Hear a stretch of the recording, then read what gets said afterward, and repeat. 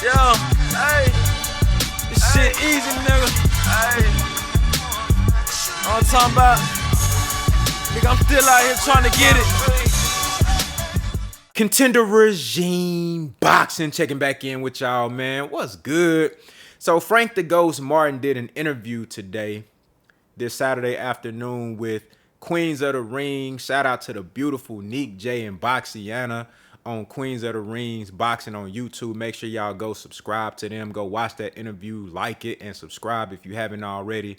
Great interview with Frank Martin today. He cleared up, he spoke about the Shakur Stevenson negotiations and the whole ducking rumors.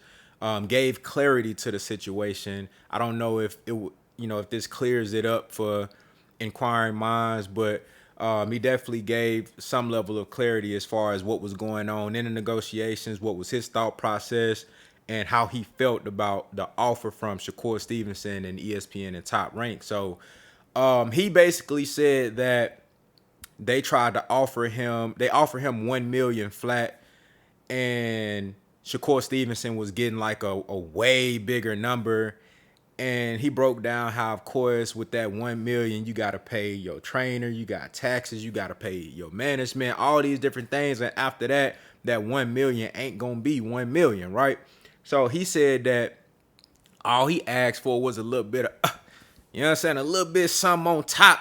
You feel me? He said he wasn't asking for anything astronomical or crazy or outrageous. He just said, look, I just, put a little bit more on top of that, man, and we can get it going. You feel me? And he said for the magnitude of this fight, bro, that was very reasonable. Like comparing what Shakur was supposed to get paid and what he was supposed to get paid based off what he asked him for.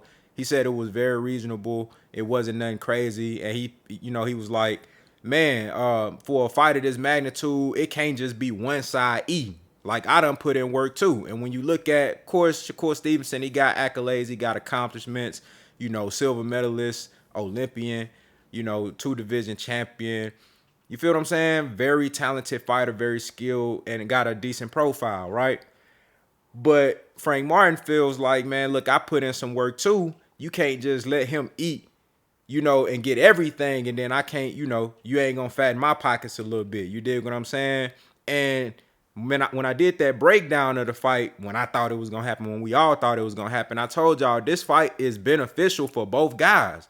For Shakur Stevenson, you getting an undefeated, young, talented guy that a lot of people feel like could be something in the sport, who has a really good resume for the amount of fights that he has at the 135-pound division, beating Jackson Marinez, Michelle Rivera, undefeated fighter, another undefeated fighter in Artem, bronze medalist. So he's been building up quite a resume at 135 with only 17 fights.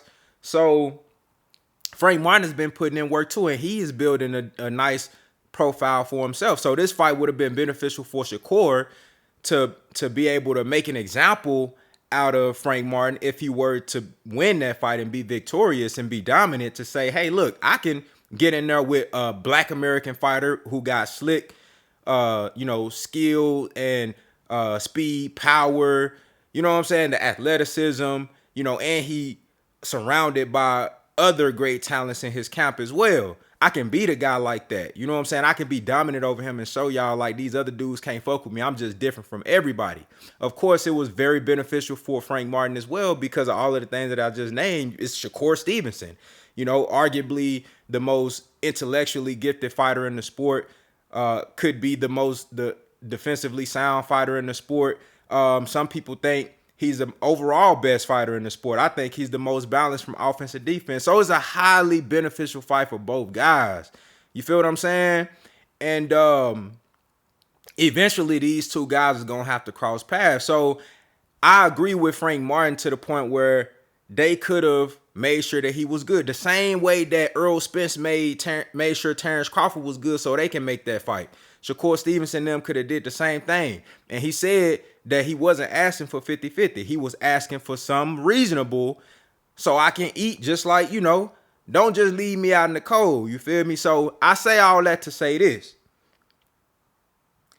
Y'all can look at this one way or the other. if you gonna say that Frank Martin is a duck, then you same people have to agree that Shakur Stevenson is a duck because he turned down the fight with Devin Haney. There was an offer given to him. He turned it down because he didn't like the numbers. The same shit Frank Martin just did. If you gonna say Frank Martin is a duck, you have to say Shakur Stevenson is a duck. If you gonna say Shakur Stevenson ain't no duck, then you gotta say Frank Martin ain't no duck. You can't have it both ways. Y'all let me know what y'all think down in the comments, man. Look, it's the exact same shit. It's the exact same shit. You know, Shakur turned down the Devin Haney fight because he didn't like the numbers. Frank Martin turned down the Shakur Stevenson fight because he didn't like the numbers.